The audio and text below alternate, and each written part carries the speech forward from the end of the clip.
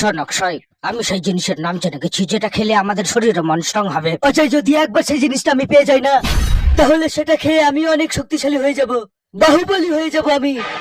তুই শুধু একবার সেই জিনিসটার নাম বল, বল কি সেই জিনিসটা। অক্ষয়, এটা কোনো যেমন তেমন জিনিস নয়, এটা খেয়ে তুই 100টা গার্লফ্রেন্ড পটাতে পারবে। হ্যাঁ তো আমাকে বল না, তারপরে দেখ তোর এই বন্ধু কতগুলো মেয়ে পটায়। বল কি সেই জিনিস।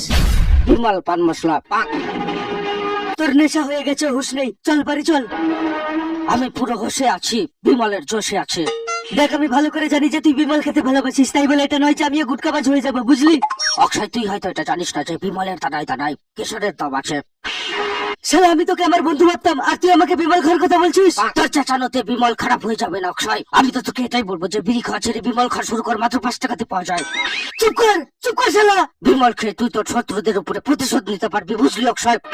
তুই তোর মুখ বন্ধ রাখ, আর আমি ওই শয়তানগুলোকে তো এমনিতেও ছাড়বো না। তো বের কর 5 টাকা, বিমল কিনে আন, আর বিমল খেয়ে শত্রুদের চোখে থুতু দিয়ে একেবারে অন্ধ করে দে। প্রতিদিন তোর পেট খারাপ হতেই থাকে, হাজমোলা খেয়ে আর কত টাকা খরচা করবি তুই।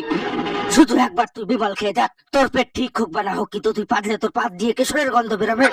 আর একটা কথা বলবি না শালা, নইলে মেরে তোর রক্ত খেয়ে ফেলবো। খেয়ে দেখ আমার রক্ত বিমল মিশে আছে, তারপরে তুই বুঝতে পারবি কতটা টেস্টি হয় বিমল। মিথ্যা কথা বলছিস তুই। এতটা সময় তো শাহরুখ খানও নেয়নি আমার কথা বুঝতে, তুই কেন বুঝতে পারছিস না অক্ষয়? আমার বিমলের দুনিয়াতে তুইও চলে আয় অক্ষয়, তারপরে আমি, তুই আর শাহরুখ, আমরা 3 জন মিলে এই জড়িবুটিটাকে বিক্রি করব। বিমল প্রেমে ধোকা খেয়ে হৃদয় ভাঙা মানুষের জন্য ওষুধ অক্ষয়, আর পোড়া ব্যথা চলার জন্য মলম। বিমল একটি সত্যি যাকে মিথ্যা করা যাবে না। যেমন মাতালদের কাছে মদ হলো একটি নেশা, তেমনি বিমল হচ্ছে আমার কাছে একটি ভালোবাসা। ভালোবাসা, ভালোবাসা। অজয়, আমাকে মাফ করে দে অজয়, আমি তোকে ভুল বুঝেছি। জড়িবুটি প্রমাণ হলো সেটা যাকে আমি বিষ ভেবেছি।